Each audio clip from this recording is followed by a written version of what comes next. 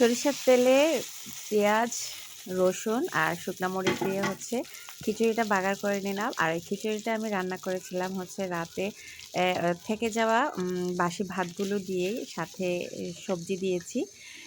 কোনো ধরনের এক্সট্রা কোনো মশলা বা কোনো কিছুই দেই নাই। তো চলেন আমি এই খিচুড়িটা কীভাবে রান্না করেছি আপনাদের সাথে শেয়ার করি। সকালে এরকম ধোয়া ওঠা সবজি খিচুড়ি সবারই পছন্দ, তাই সব ধরনের সবজি আমি হচ্ছে মশলা দিয়ে হচ্ছে একটু কষিয়ে নিয়েছি। রাতে খাওয়ার পর আমাদের এই ভাতগুলো রয়ে গেছে, এই ভাতগুলো দিয়েই হচ্ছে আমরা আজকের এই খিচুড়িটা করব। প্রেশার কুকারে হচ্ছে আমি ডালটা আগে সিদ্ধ করে নিলাম, একটু জাস্ট 2টা সিটি এনেছি, একদম সিদ্ধ হয়ে গেছে। পাতিল বসিয়ে প্রথমে ভাতটা দিয়ে নিলাম।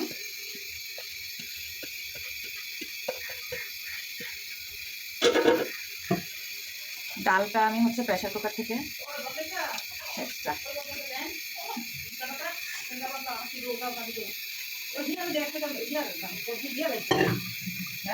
তারপর কিছু টমেটো আর কাঁচামরিচ দিয়ে দিলাম এবং মশলা সামান্য একটু একটু করে দিয়ে নিলাম। লবণ দিয়েছি, ধনিয়ার গুঁড়া দিয়েছি, একটু হলুদের গুঁড়া আর একটু মরিচের গুঁড়া। জাস্ট এই মশলাগুলোই দিব, আমি আর কোনো ধরনের মশলা এখানে দিব না। দিয়ে যে সবজিটা হচ্ছে আমি কষিয়ে নিয়েছিলাম প্রথমে একটু সিদ্ধ করার জন্য, ওটা একটু সিদ্ধ করে একটু হালকা মশলাপাতি দিয়ে আমি সিদ্ধ করেছিলাম, এটা এখন ঢেলে দিলাম। দেন আমি সবগুলো এখন মিক্স করে দিব।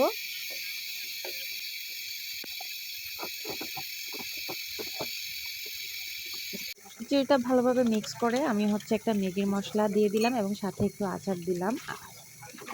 এখন সব কিছু একদম ভালোভাবে উল্টিয়ে পাল্টিয়ে নিলাম। আমি সাথে এখানে একটু চিনি অ্যাড করেছিলাম, আপনাদেরকে দেখাতে ভুলে গেছি। দেন আমার খিচুড়ি রেডি হয়ে গেছে। এখন হচ্ছে সরিষার তেল দিয়ে আমি হচ্ছে একটা শুকনা মরিচ আর রসুন আর পেঁয়াজ দিয়ে বাগার দিয়ে নেব। পেঁয়াজটা একটু ভাজা ভাজা করে দিয়ে তারপর হচ্ছে বাগারটা দিয়ে নেব।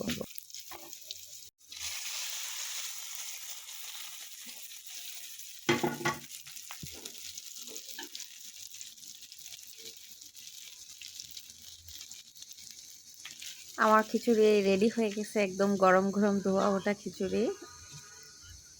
খেতেও কিন্তু খুব দারুণ মজা হয়েছে। আপনারা ট্রাই করতে পারেন, এরকম অতিরিক্ত ভাত যখন আমাদের থেকে যায় তখন এভাবে খিচুড়ি রান্না করে ফেলতে পারেন। খিচুড়ি? খিচুড়ি? কেন খাবা না তুমি? না। কেন? তুমি না বললে তোমার খিদা লাগছে?